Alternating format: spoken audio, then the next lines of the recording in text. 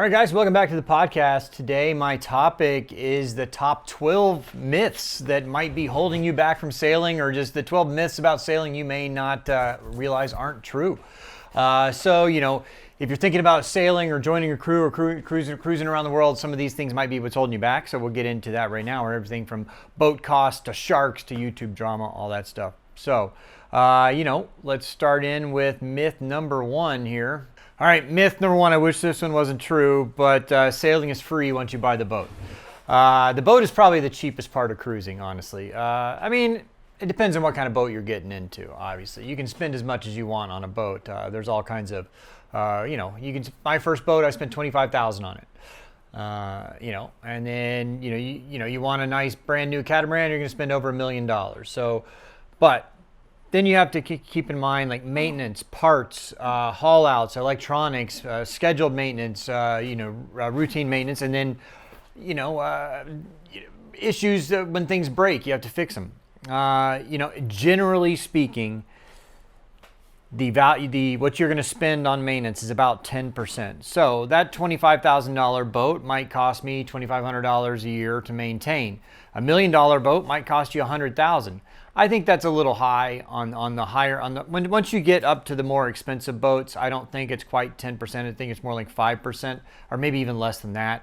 So on that $1 million boat, you're rarely going to have a single expense that's going to be $50,000. Even one motor, like a 40 horsepower Yanmar or something like that, is not going to be $50,000, maybe half that. So I don't really think your expenses are, I don't think it quite correlates there or goes up evenly. So on the less expensive boats, say you have a $100,000 boat, yeah, you might spend $10,000 a year. $1 million boat, I highly doubt you're going to spend $100,000 a year maintaining that boat. But like a modern mainsail for a 45 to 55 foot catamaran can be $7,000. So you're going to have to replace that every 10 years, maybe 15 if you really baby it. How old's the boat you're getting? What conditions are the sails in right now? Are you going to be able to get a few more years out of it? You have to think about that. The average cruising boat has like 30 different systems that you would have to maintain and do all. Some of them are not real expensive, but some of them are. Your electrical system, your batteries, you need to replace your batteries. Well, if they are lithium batteries, maybe every 8 to 10 years. But if you're AGMs, you got to replace those every 4 years.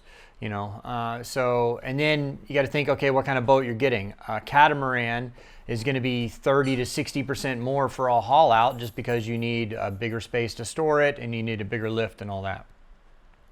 So there's your myth number one, is that the boat, it's free, cruising's free after you buy the boat. Myth number two, you need tons of sailing experience to start cruising. Absolutely not true. I had very little experience. So, most people learn the basics in a matter of days.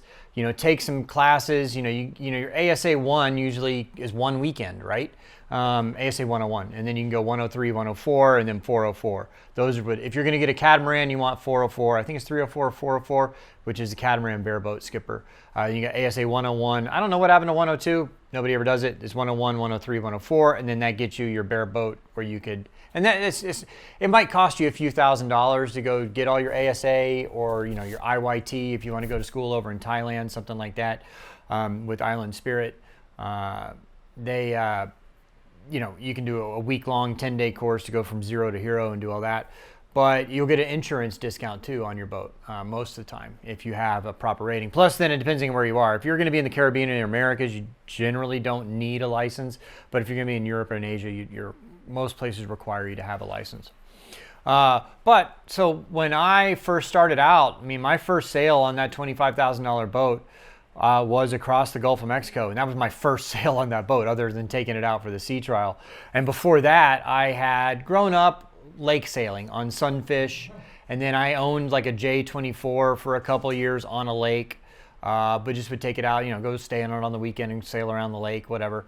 And then I had chartered a boat a couple times, but that was the extent of my sailing experience. And you can learn anything. I've got to go to sailingdoodles.com, and there is an online sailing course where you can learn to sail. And then if you go through that course, you get what you paid for the course. You can get that back. If you get a discount, I can't remember how much it is. It's like $70 or $80, and you get, I think it's 6.5 hours of video instruction. So check that out. You know, the biggest learning curve isn't the actual sailing, it's docking, anchoring, and the systems maintenance. I've always told people the biggest barrier to entry when you're out cruising and sailing is being able to work on your own boat. So for some fun facts here, over 60% of long-term cruisers had less than 2 years of experience when they started. And then, and like I said before, ASA 1 only takes 1 weekend. Get that out of the way. You know, in 3 weekends, you've got your bare boat license. All right, myth number 3, catamarans don't sink. They can sink, they rarely sink. They most likely, I think this gets a bad rap, honestly. Like people like, oh, I don't want to take a catamaran out across an ocean, it's going to flip over and then you're screwed. Whereas a monohull will right itself and come back up. True-ish. So generally speaking, a catamaran, if you get into wind conditions that are, you know, enough that would flip the boat had you had your sails up, it's going to break your mast before it's going to flip the boat. Because if you get stuck up, if you get 60 knots, 50 knots of wind and you got all sails out, it's going to break the mast before it's going to flip the boat, because the strain on that mast, it can't take it, because it's going to be the weight of trying to lift that boat is not going to happen. What you could possibly do is you get into some wave conditions that the boat doesn't handle. I mean, like you'd have to be in some really big seas. You would have had to made some really bad judgment decisions before you get into that. So I don't really think, I you know, you hear this from old timey, you know, whatever sailors are like, oh no, I'm never do a cat. They're going to flip over in the ocean. It's not. I mean, it's very rarely going to happen. Most of these problems when they sink, it's because you hit a reef or you made some kind of judgment error. It's not the sailing part. Catamarans are statistically the least likely sailing vessel to sink, but they are one of the more expensive to repair. A monohull is more likely to sink than a catamaran. And most catastrophic collisions, catastrophic failures come from collisions, not weather. That's from you hitting rocks, hitting another boat, doing something like that. And a flipped over catamaran is a huge floating life raft. You can hang on to that thing it's not going to sink because all the air is trapped in the holes. It's not going to sink. So you have a huge floating life raft, so there you go. All right, myth number 4. Storms are the biggest danger in sailing. Absolutely not true. Maybe that used to be the case. 50 years ago, storms might have been because you didn't have Starlink that could predict weather and move away from storms and all that. You were more just, what's the barometer doing today? Is it falling or rising, right? Modern forecasts and seasonal routing and storms are usually avoidable. Don't cross the Atlantic Ocean from July to November, right? I mean, that's just when the hurricanes are, so you don't want to be stuck out there getting in a hurricane. If you want to cross the Atlantic Ocean, do it in the springtime or the winter. Like I have a friend crossing the Atlantic Ocean right now. He's having a great time. So it's just about, where you're going to be and pick the right time to cross and all that. And then look at your weather before you go and you're generally fine. Unless you're crossing an ocean, the longest sail you're going to do is 2 or 3 days. Most times 2 or 3 hours, right? You can plan out your weather 2 or 3 days in advance. So 80%, some fun facts here, 80% of sailing emergencies come from mechanical failure or human error. They're not weather related. A squall line, normally lasts 10 minutes. So yeah, you might be sailing somewhere and here comes a pop-up thunderstorm or something like that. You're not going to be in that squall for hours. You're going to be in it for minutes. So if you take the proper precautions when it's on its way, pull down the sails, motor into it, try to go around it, turn your radar on, get around it, you can avoid that. Sometimes it's unavoidable, but it won't last very long. All right, myth number 5, sharks are everywhere and dangerous. Sharks are everywhere, but they're not dangerous. I can't tell you the number of times when I've been out snorkeling.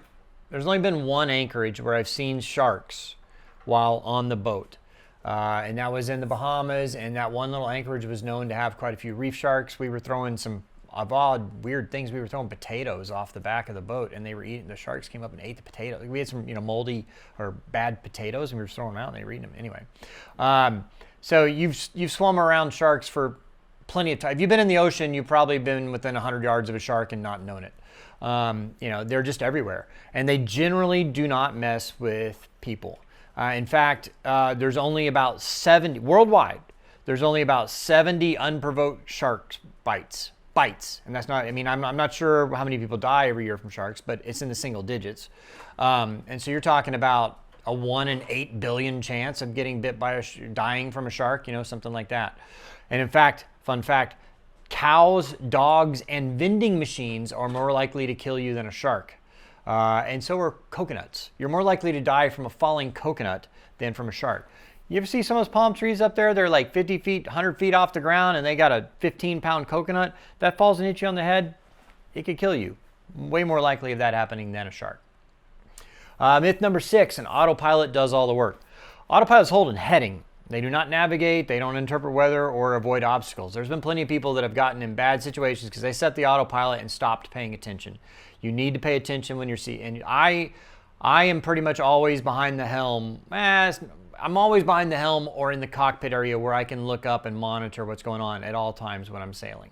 I don't go down below, and I might go down below and make a cup of tea or something, but what I'll do is I'll scan the area for boats and obstacles. I'll look at a chart. I know I got about 5 minutes at least where I can go down and make a cup of tea or something like that, or make a sandwich, and then I'll come back up. Even halfway through doing that, I'll come up, poke my head out and look around and make sure I didn't miss anything. An autopilot's not going to handle the big seas for you. But blue water cruisers only hand steer like 5 or 10% of the time, but those are the hardest moments. If you're in really big wind or really big seas, you probably should be hand steering because you are going to react more quickly than your autopilot. There's a thing called rounding up. When you're going down a wave, sometimes the boat, and you've got a following sea, sometimes the boat rounds up, so it kind of turns, and then the autopilot can't keep up with it, and then you round up and you kind of fall over, and that's a dangerous situation. So if you're in big following seas, you generally want to be hand steering or at least ready to take over should you have to. And honestly, hydraulic autopilot rams are some of the most common failures when you're offshore. So like a lot of people, when they're going to be doing an ocean crossing, will have a second autopilot installed. It's always good to have that if you can. All right, myth number 7, anchoring is easy. Just drop the hook. That's not true. There's a lot of technique, which I covered in my online sailing course. You go to sailingdoodles.com, and there's a whole section about how to anchor. There's technique when doing it. You need to set the anchor to make sure it's, so what you do is you have to have the proper scope out. So you have to have at least 5 to 1. I recommend at least 7 to 1. So if you're in 10 feet of water, you need 70 feet of chain out. That gives you enough scope to set and then you need to back down on that anchor so that it sets and catches in the sand or mud or whatever you're in and gets a nice firm grip, and back down on it a little. Give it 1,000 RPM in reverse to make sure your boat's not moving. If it's still moving, then your anchor's not set properly or the bottom is not sufficiently stable enough to hold you. And so fun facts on that, modern anchors like a Mantis, so a Mantis I've used for a long time, have 4 to 5 times more holding power than older designs.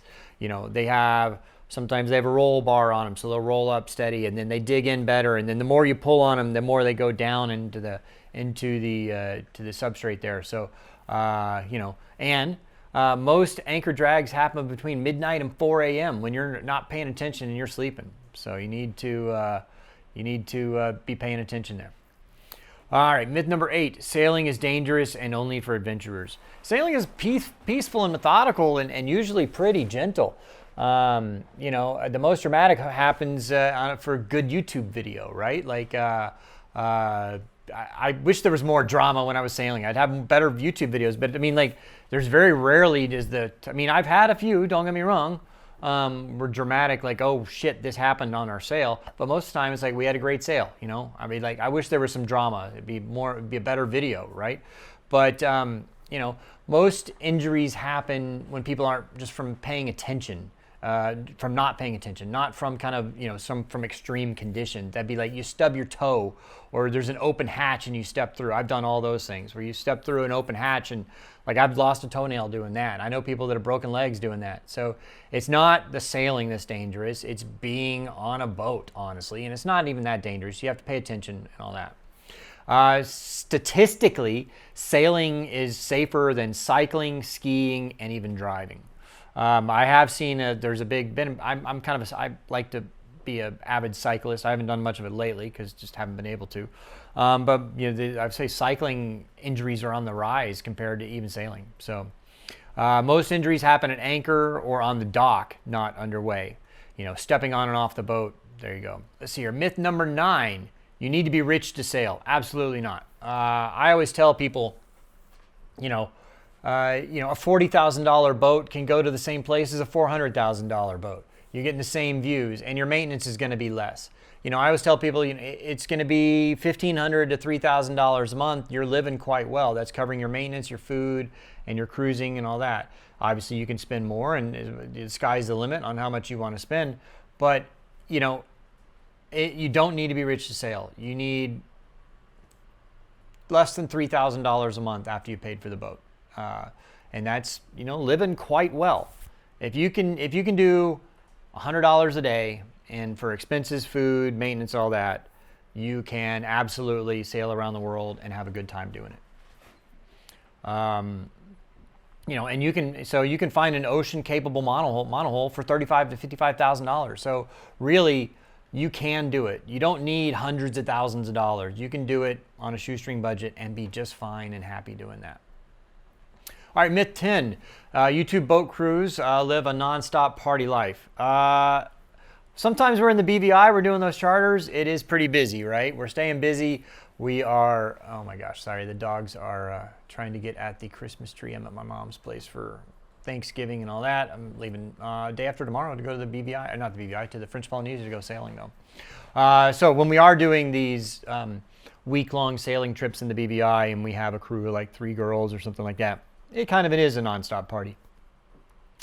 But when we're actually cruising on my own boat, it's get up in the morning, work until noon, go ashore, find lunch, do some kind of adventure, cruising around, come back to the boat. Maybe if we're lucky, we do happy hour and dinner at somebody's boat. But most times, just go back and chill, watch a movie, do something like that. It's especially the YouTube stuff. It's a lot of work. Behind the scenes, I'm spending, I spend 20 hours a week on my computer working. So there's a lot to it. It's not just one big party. It's a lot of fun. Don't get me wrong. I'm not complaining. It's the best job I've ever had, but it is a job. Plus then you have to handle the boat. So I'm not only handling all the YouTube stuff, but I have to handle the boat repairs and the boat maintenance and sailing and planning and doing all that. So it's not all nonstop party. And you spend, I spend probably 4 to 6 hours editing every video. And so, and then that's part of that 20 hours a week. And then I've got to do all the other stuff that goes with it. Like, it's a lot of work, but I enjoy it. So I'm not going to complain. Myth number 11, everything breaks at sea. No, it actually breaks at anchor or on the dock. And actually most failures happen from lack of use.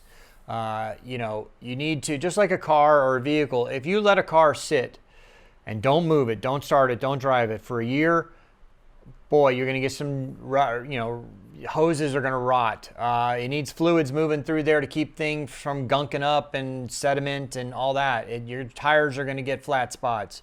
You're going to get, lose tire pressure. It's the same thing with a boat. If you don't move or start a boat for a year, well, the sails are going to rot because they've had moisture in them, and bugs and insects have been crawling around on them, and they haven't moved to get them all off of there. Your hoses for the boat are going to dry rot and crack, and your belts have not been moved enough, so they're going to do the same thing. Boats break because of lack of use, not because of overuse, generally speaking. And so fun facts, electrical problems cause over half of all breakdowns for cruisers. I would agree with that. It's almost always something electrical. You have a loose ground or something like that. And then also stainless steel on boats is not rust proof. It just resists rust more, but you still have to polish it and take care of the rust or you'll get more rust. And then finally, big myth number 12, big waves are always dangerous. The big waves are not the dangerous. Number one, it's where the waves are coming from, and number two, the duration, the what do they call that? Oh, it's not duration. What's the word I'm looking for? The cycle. I've gone blank. It's a brain fart. I don't know. Whatever. How far apart the waves are. That's generally what the more important thing is. If it's a very short period between the waves. If it's 5 seconds, boy, those waves are short and choppy and vertical, and it's really uncomfortable. If they're 10 seconds, if you have a 15-foot wave and it's 10 to 12 seconds between waves, it's a big rolling wave. It's really, you're just rising up and down with it. It's not breaking. If you have a 15-foot wave with 6 or 7 seconds, woo, boy, I don't want to be in that. That's going to be bad. That's a really short, choppy, probably breaking wave. I don't want to be in that. So it's not all about wave height. It's about wave period. And waves move at like 20 miles an hour. So you're not going to be able to stay ahead of that wave. They're always going to keep moving through you. So it's generally wave period and shape and direction that's more dangerous. Going into it, man, that sucks. Have you ever seen if you're going with the waves and you're in 6-foot seas, you're just kind of surfing down waves, then you kind of get behind the wave and you dawdle down a little, and then you get up on top of the wave, you surf it, and then there you go. If you're going into that same foot seas, you're just chopping through everything. Boom, boom. It's really uncomfortable. So there you go. And okay, one kind of bonus myth is one thing I hear a lot when people talk about sailing and cruising that they don't quite understand is they think you're at sea all the time. You're at anchor or at a marina 90-95% of the time. They're like, I just couldn't be at sea for weeks at a time. You're only going to be at sea a week at a time, maybe not even once a year, depending on where you're cruising. If you're just going down to the Bahamas, you're never going to be at sea for a week. You're going to be at sea, like your longest sail might be 2 days. If you're going straight from like Charleston to the Bahamas, that might take you a couple days. If you're going from Fort Lauderdale to the Bahamas, it takes you 8-9 hours, whatever. It's a day. It's a half a day. So don't think that you're going to be stuck sailing for weeks at a time. That's only if you're crossing oceans. And that's only going to be once or twice a year when you do that. Most of the time, our average sail will be 4 or 5 hours. So, all right. So what do you think, guys? What other myths did I miss? Leave me a comment down below. If you're watching this on YouTube, please do me a favor and subscribe on one of the audio formats. That'd be Spotify or Apple Podcasts or wherever you get your audio podcasts. It can help grow the podcast channel. Thanks for liking and subscribing. My next podcast will be an Ask Me Anything. So if you want your answers, so what I'm going to do is I'm going to make a post on Podia, on this, which is the Sailing Duels Navy, and on the Patreon. So go to patreon.com/sailingduels, and then of course on channel memberships, I'm going to make a post, Ask Me Anything, and I will answer your question in the next podcast. So thank you guys for watching, and we'll see you on the next podcast.